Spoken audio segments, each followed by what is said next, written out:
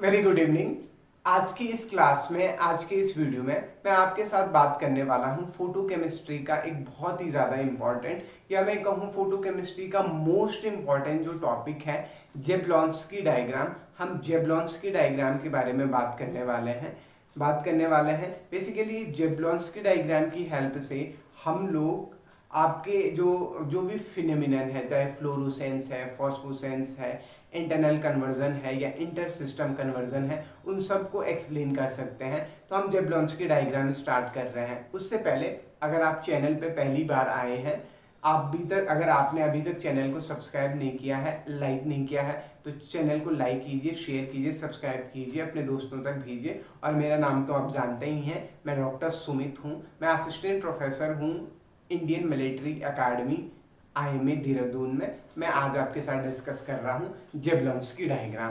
तो basically जेब्लॉन्स्की diagram उनके बारे में बात कर रहा हूँ। तो जेब्लॉन्स्की डायग्राम शुरू करने से पहले कुछ बेसिक से चीज़ें हैं, बेसिक से टर्म्स हैं, हमें वो डिस्कस करने हैं। तो उन डिस्कस करने के लिए हमने लास्ट क्लास में एक लॉ देखा था। वो लॉ था आपके पास ग्रोथर्स ड्रैपर लॉ।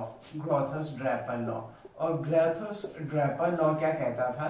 ग्रोथर्स ड्रैपर लॉ या first law of photo chemistry आपको बताता था कि जो आपका मान लीजिए ग्रोथर्स ड्रैपर लॉ या फर्स्ट मान लीजिए ये कंटेनर है, इसमें आपने कोई क्या हुआ रखा हुआ है, रिएक्शन मिक्सर आपने रखा हुआ है, रिएक्शन मिक्सर रखा हुआ है। तो सपोज जब आपका रेडिएशन इस पे क्या करेगा, फॉल करेगा। तो ये क्या करेगा, रेडिएशन जब फॉल करेगा तो ये रेडिएशन जब इस पे इंटरेक्ट करेगा तो दो तरीके की चीजें हो सकती हैं। ये इस रेडिएशन को या तो ये एब्जॉर्ब करेगा रिएक्शन मिक्सर, या तो ये इसको ट्रांसमिट करेगा या रिफ्लेक्ट करेगा। So there are only two conditions are possible, either molecule or reaction mixer is going to absorb the radiation or it is going to transmit or reflect the radiation. वो absorb कर सकता है या transmit कर सकता है। तो जब जो एब्जॉर्ब करेगा वो जो एब्जॉर्ब रेडिएशन होगा, उसी की वजह से आपके पास क्या होंगी, केमिकल रिएक्शन परफॉर्म होंगी। एब्जॉर्ब रेडिएशन की वजह से केमिकल रिएक्शन होंगी। लेकिन जो आपकी ट्रांसमिटेड या रिफ्लेक्टेड रेडिएशन है, उनकी वजह से केमिकल रिएक्शन नहीं होती है। ये हम देख चुके हैं, ये हम समझ चुके हैं। तो ये इतनी सी बात कल वाली वीडियो की बात थी ग्रोथर्स ड्रैपर लॉ के बारे में। अब देखिए, ये जरूरी नहीं है, इट इज नॉट इम्पॉर्टेंट, ये जरूरी नहीं है कि आप मॉलिक्यूल ने या रिएक्शन मिक्सर ने आपका एब्जॉर्प्शन को रेडिएशन को एब्जॉर्ब किया और वो केमिकल रिएक्शन परफॉर्म करे ही करे। It is not important, it is not necessary that all the absorbed radiation will perform reaction. ये कोई important condition नहीं है। और जब वो एब्जॉर्ब रेडिएशन की वजह से केमिकल रिएक्शन हुई हो, ये जरूरी नहीं है। तो जब अब जो हो गया, अब हम ये समझने की कोशिश करते हैं कि मान लीजिए मॉलिक्यूल ने रेडिएशन को एब्जॉर्ब तो किया है और वो फिर भी केमिकल रिएक्शन नहीं कर रहा है। तो उस केस में क्या होगा, उस केस में मॉलिक्यूल तीन सिचुएशन पॉसिबल है।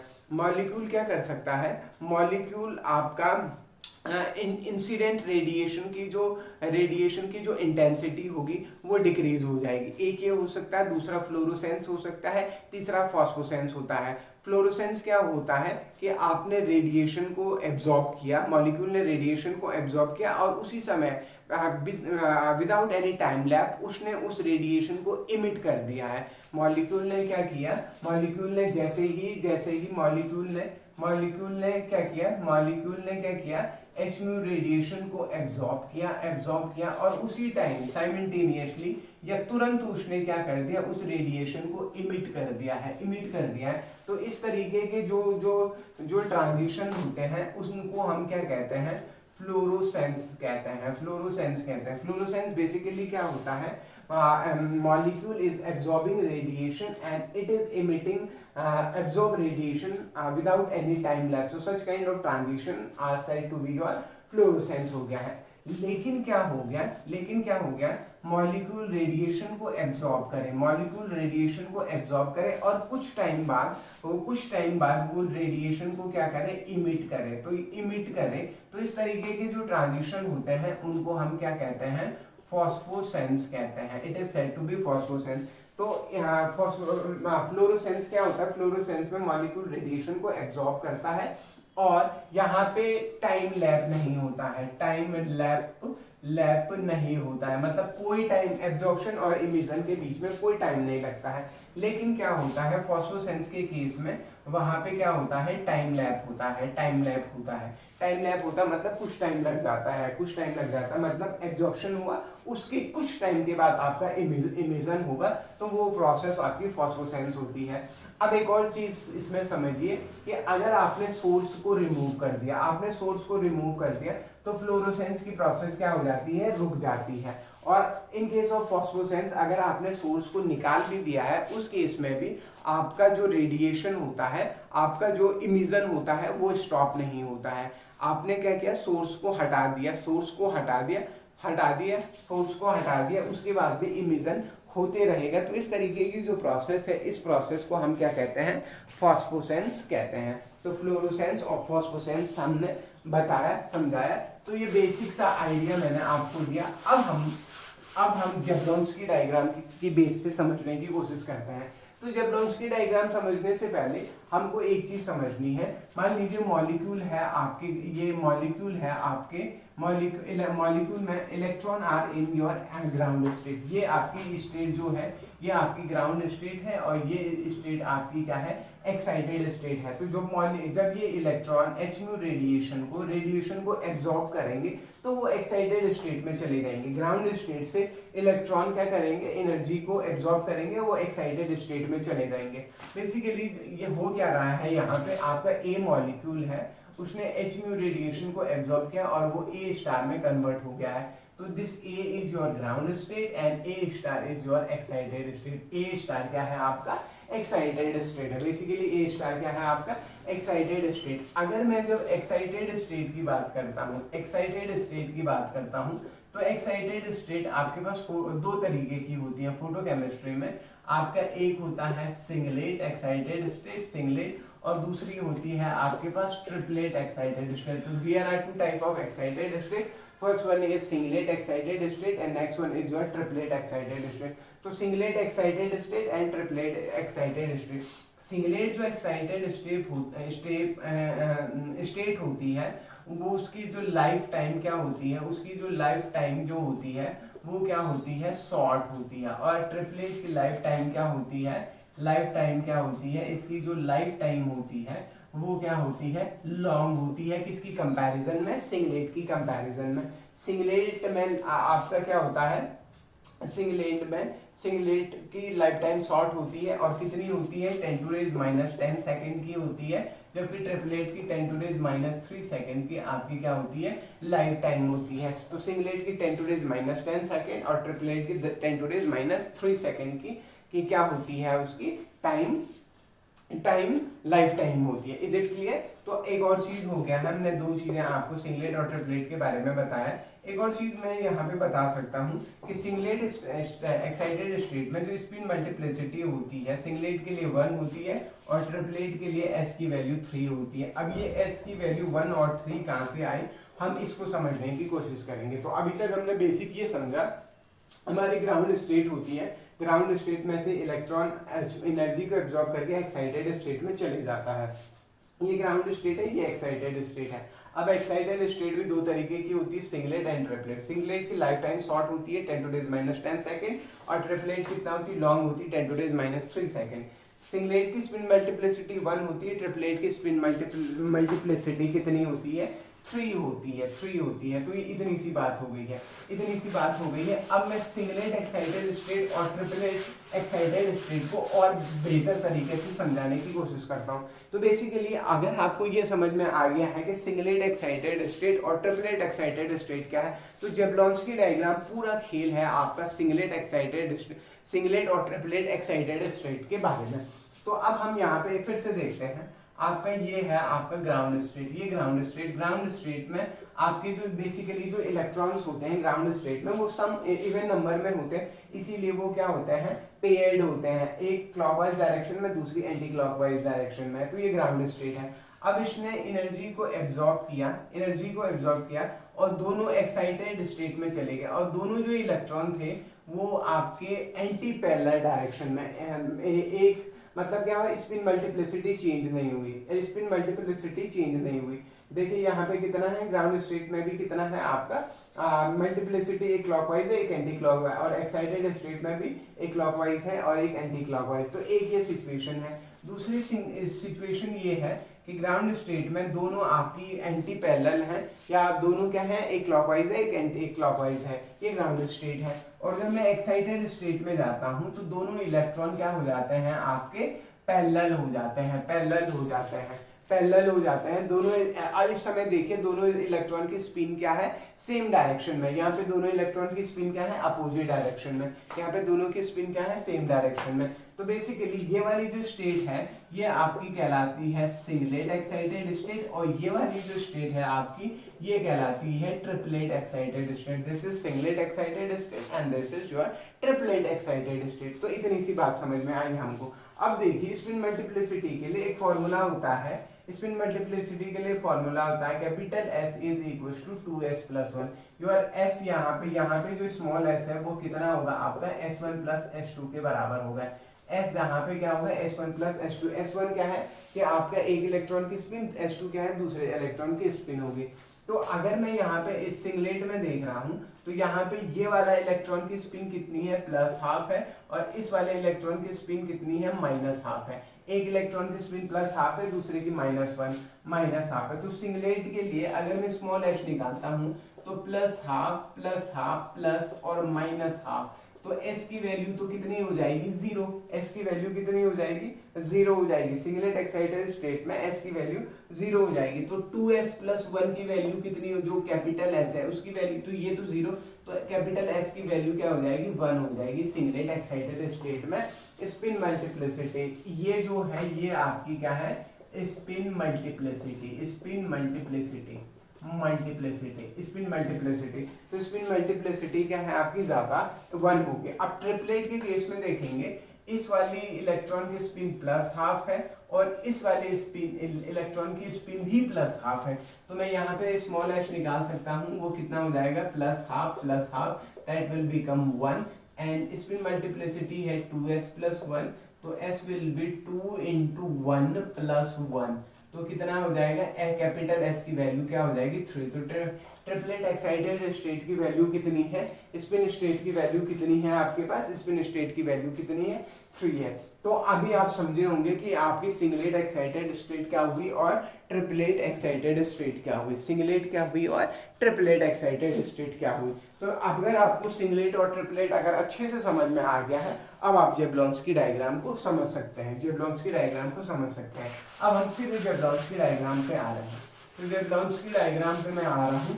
बेसिकली जेब्लॉन्स्की डायग्राम में एनर्जी वाई एक्सिस पे होती है और वहां पे फिर क्या रखे हुए होते हैं, ये जेब्लॉन्स्की डायग्राम है। तो इस जेब्लॉन्स्की डायग्राम में ये आपका, ये जो है आपका, ये आपका S0 है आपका ground state, S0 is your ground state, S0 आपका क्या है, ग्राउंड स्टेट है। और यहाँ पे ये आपका S1 हो गया है first singlet excited state, S2 है आपका second excited state, singlet excited S3। Your S1 S2 S3 क्या है, जैसे आप IP वैल्यू में बात करते हैं, first IP value, second IP value, third IP value, उसमें क्या होता है, इलेक्ट्रॉन आपके मूव करते हैं, इलेक्ट्रॉन निकलते हैं। तो बेसिकली इसी तरीके से फर्स्ट एक्साइटेड स्टेट, सेकेंड, एक इलेक्ट्रॉन एक्साइट हुआ फर्स्ट एक्साइटेड स्टेट, दूसरा इलेक्ट्रॉन एक्साइट हुआ सेकेंड एक्साइटेड स्टेट, तीसरा इलेक्ट्रॉन एक्साइट हुआ थर्ड एक्साइटेड स्टेट। तो ये एक्साइटेड स्टेट है S1 S2 S3। तो बेसिकली ये आपकी एक्साइटेड स्टेट है। अब जो ट्रिपलेट एक्साइटेड स्टेट होंगे, अब देखिए ट्रिपलेट एक्साइटेड स्टेट की जो वैल्यू होंगे, एनर्जी होती है, ये T1 है आपके पास, ये आपके पास ये T2 है और ये आपके पास T3 है। अगर आप देखेंगे मैंने T1 को S1 से नीचे बनाया है, S1 ज्यादा ऊपर है, S1 ऊपर है, T1 नीचे। इसी तरीके से S2 ऊपर है, T2 नीचे है, S3 ऊपर है और T3 आपके क्या है, नीचे। तो S1 S2 S3 T1 T2 T3। तो मैं थोड़ा और ऊपर बना देता हूं, तो ये इस तरीके से है, ठीक है जी। तो आप अगर आप मुझसे पूछ सकते हैं कि आपने S1 S2 S3 को जो सिंगलेट एक्साइटेड स्टेट है वो हायर एनर्जी स्टेट पे रखे हैं, जबकि ट्रिपलेट एक्साइटेड स्टेट को आपने लोअर एनर्जी पे रखे हुए हैं। तो इसके पीछे रीजन क्या है? Hund rule of maximum multiplicity. तो ये कहता है, हुंड रूल कहता है कि 2s+1 की वैल्यू जिसके लिए ज्यादा होगी वो क्या होगा? आपका स्टेबल कॉन्फ़िगरेशन होगा, और ट्रिपलेट के लिए 2s+1 की वैल्यू 3 होती है तो वो ज्यादा ही है। तो मतलब ट्रिपलेट ज्यादा क्या है? स्टेबल है। Triplet excited state is more stable according to Hund's rule. So इसकी वजह से क्या हो जाएगा? बेसिकली आपका ट्रिपलेट एक्साइटेड स्टेट के केस में, ट्रिपलेट एक्साइटेड स्टेट के केस में एस की वैल्यू ज्यादा हो जाएगी। तो स्टेबिलिटी ज्यादा है, इसीलिए एनर्जी क्या है? एनर्जी कम है। स्टेबिलिटी ज्यादा है तो एनर्जी आपकी क्या है? कम है। तो बेसिकली अब दो तीन चीजें समझनी है। दो तीन फिनोमिनन है यहाँ पे। मान लीजिए कोई इलेक्ट्रॉन आपका ग्राउंड स्टेट S0 से S1 में जा रहा है, तो ये तो एब्जॉर्प्शन हो रहा है। ये अगर आपका ये S1 this transition is absorption. Basically this all transition are absorption. ये सभी ट्रांजिशन क्या है? एब्जॉर्प्शन है। जब आप ग्राउंड स्टेट से excited, first excited state, second excited state, third excited state में जाएंगे तो ये ट्रांजिशन आपका एब्जॉर्प्शन है। अब आपका एक्साइटेड स्टेट में आप चले गए हैं, एक्साइटेड स्टेट में चले गए हैं, आप एक्साइटेड स्टेट में चले गए हैं। अब आपको ग्राउंड स्टेट में आना है। तो एक्साइटेड स्टेट से जब आप ग्राउंड स्टेट में आएंगे तो दो तरीके के ट्रांजिशन आपके पास होंगे। यहाँ पे भी रेडिएशन इमिशन, दो तरीके के रेडिएशन होंगे। तो उस पे आते हैं हम। तो अब ये तो हो गया एब्जॉर्प्शन। अब अगर मैं हायर एक्साइटेड स्टेट से ग्राउंड स्टेट में आ रहा हूँ, S1 से S2 आ रहा हूँ, या आपके S2 से कहाँ आ रहा हूँ? S0 आ रहा हूँ, या आपका S3 से S1 आ रहा हूँ, तो ये जो केसेस हैं ये कहलाते हैं आपका फ्लोरोसेंस कहलाते हैं। फ्लोरोसेंस क्या होता है? आप higher excited state, higher excited state से कहाँ पे आते हैं? ग्राउंड स्टेट में आते हैं। वो प्रोसेस क्या होती है? आपकी फ्लोरोसेंस होती है। फ्लोरोसेंस क्या है? हायर एक्साइटेड स्टेट, जैसे S1 से आप S0 आए, जैसे S1 से आप S0 आए, या S2 से आप कहाँ आए? S0 आए, या S3 से आप क्या कहाँ आए? S0 आए। तो हायर एनर्जी स्टेट से आप कहाँ आ रहे हैं? नीचे आ रहे हैं। वो कहलाते हैं आपकी, वो प्रोसेस आपकी फ्लोरोसेंस होती है। जबकि ट्रिपलेट एक्साइटेड स्टेट से आप ग्राउंड स्टेट में आते हैं, हायर ट्रिपलेट एक्साइटेड स्टेट से आप ग्राउंड स्टेट में आते हैं, तो ये जो प्रोसेस होती है, इस प्रोसेस को हम क्या कहते हैं? फॉस्फोसेंस कहते हैं। क्या कहते हैं? फॉस्फोसेंस कहते हैं। फॉस्फोसेंस बेसिकली क्या है? हायर ट्रिपलेट एक्साइटेड स्टेट से आप ग्राउंड स्टेट में आ रहे हैं, मींस T1 से ट्रांजिशन S0 हो रहा है, या T2 से ट्रांजिशन S0 हो रहा है, या T3 से ट्रांजिशन S0 हो रहा है। तो इस तरीके के जो ट्रांजिशन है, ये ट्रांजिशन आपके क्या कहलाते हैं? फॉस्फोसेंस कहलाते हैं। फ्लोरोसेंस क्या है? S1 से S0 या S2 से हाईएस्ट सिंगलेट एक्साइटेड स्टेट से ग्राउंड स्टेट, और इसी तरीके से हायर ट्रिपलेट एक्साइटेड स्टेट से आप ग्राउंड स्टेट में आ रहे हैं, तो वो फॉस्फोसेंस कहलाता है। अब यहाँ पे एक और चीज भी है जिसको हम IC या क्या कहते हैं? ISC कहते हैं। IC जो होता है आपका, IC जो होता है वो होता है आपका इंटरनल क्रॉसिंग, और ISC भी होता है। एक होता है आपके पास inter system crossing, internal crossing और इंटर सिस्टम क्रॉसिंग। तो there are two type of transition which are non-radiated। Non radiated transition मतलब वहां पे कोई इमिशन नहीं होता है। तो बेसिकली इस केस में क्या करते हैं आप? IC के केस में आप हायर एक्साइटेड स्टेट से लोअर एक्साइटेड स्टेट, इस समय ग्राउंड स्टेट में नहीं आ रहे हैं आप, ध्यान रहे आप ग्राउंड स्टेट में नहीं आ रहे हैं, तो ये कहलाता है आपका IC। IC क्या है आपके पास? IC है आपका, जैसे S2 से आप S1 में आए, या S3 से आप कहाँ आए? S2 में आए। तो ये जो ट्रांजिशन है ये आपकी IC क्या है? आपके S2 से S1 में आए, या आप कहाँ से आए? या आप S3 से S2 में आए, ये भी क्या है? आपका IC है। इंटरनल क्रॉसिंग कहलाता है। अब एक होता है inter system crossing. Inter system crossing कहाँ होता है? इंटर सिस्टम क्रॉसिंग कैसे होता है? ये आपका ISC है कि आपने क्या किया कि सिंगलेट से आप ट्रिपलेट में चले गए। वैसे वो फॉरबिडन ट्रांजिशन होते हैं ISC। ये आपका पास क्या है? ISC। तो ये आपका ISC है। तो ये यहाँ पे फिर से देख लेते हैं आपका फ्लोरोसेंस क्या होता है, आप क्या करते हैं, हायर सिंगलेट एक्साइटेड स्टेट से आप ग्राउंड स्टेट में आते हैं, जैसे S3 से S0 में, S2 से S0 में, या फर्स्ट सिंगलेट एक्साइटेड स्टेट से आप ग्राउंड स्टेट, तो वो फ्लोरोसेंस है। फॉस्फोरेसेंस क्या है, higher transition excited triplet excited state से आप कहाँ आते हैं, ग्राउंड स्टेट में आते हैं, जैसे आपके पास T1 से S0 या T2 से S0, T3 से S0। S0 क्या है, ग्राउंड स्टेट है।